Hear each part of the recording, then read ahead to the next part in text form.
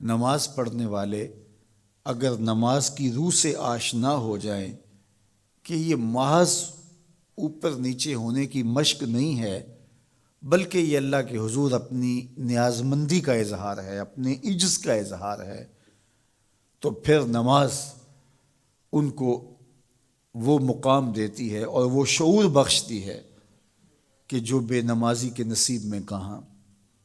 انسان کے اشرف اعضاء اس کے سر میں ہیں، بولنے کی قوت زبان سر میں، دیکھنے کی قوت آنکھیں سر میں، سننے کی قوت کان سر میں، سوچنے کی قوت دماغ سر میں، سونگھنے کی قوت ناک سر میں، اور یہ سر مالک کے در پہ۔ اور زبان سے بندہ کیا کہہ رہا ہے؟ سبحان ربی الاعلی، مالک تو سب سے اعلیٰ ہے۔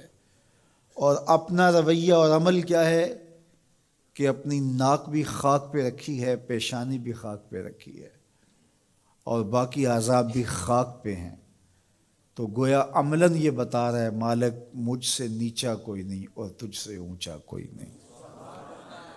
اور اگر وہ نماز کی روح سے آشنا ہو جائے تو سجدے سے سر اٹھانے سے قبل اللہ سارے اس کے بوجھ اتار دے، اس کے من میں روشنیاں کر دے۔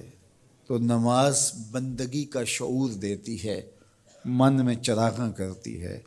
اللہ کے حضور جھکنے سے بندہ ایسا بندہ کامل بن جاتا ہے کہ پھر وہ کسی اور کے آگے نہیں جھکتا۔ تو اپنی اولاد کو نماز کی محبت دو، نماز کی ترغیب دو، نماز کی عادت دو اور نماز کا حکم دو، اور ان کی عادت راسخ ہو جائے، طبیعت میں پختگی کے ساتھ نماز کو اختیار کرنا ان کی طبع میں جم جائے۔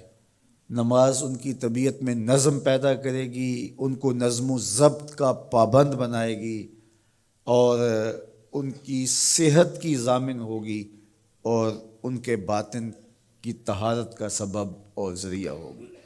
اس لیے کہا کہ اللہ کے حضور جھکنا نہ بھولنا اور نماز قائم کرنا۔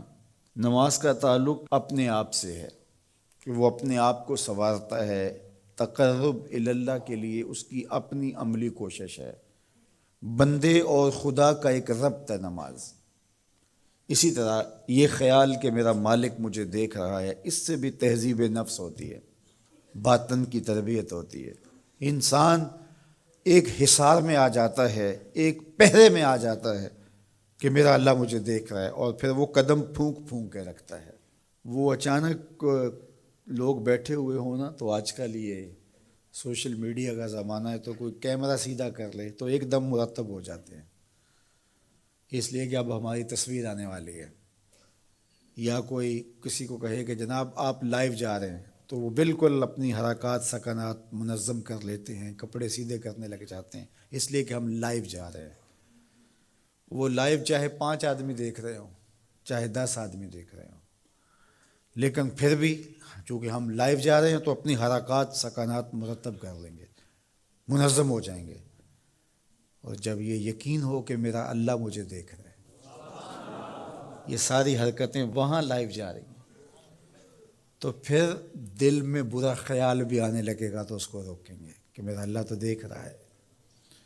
پھر بولی بھی مرتب ہو جائے گی، پھر رویے بھی مرتب ہو جائیں گے، طرز معاشرت بھی منظم ہو جائے گا، آنکھیں بھی نہیں بھٹکیں گی، خیال بھی نہیں بہکیں گے، سوچیں بھی آوارہ نہیں ہوں گی، چاہے آپ بند کمرے میں کیوں نہ ہوں، پھر بھی منظم رہیں گے، اس لیے کہ میرا اللہ مجھے دیکھ رہا ہے۔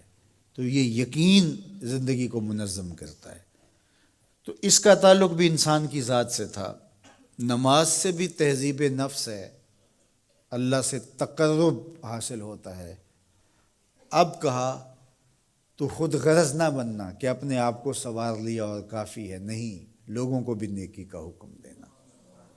وَأْمُرْ بِالْمَعْرُوفِ وَانْهَ عَنِ الْمُنْکَرِ، لوگوں کو نیکی کا حکم دینا اور برائی سے منع کرنا لوگوں کو، یہ مومن کی زندگی ہے۔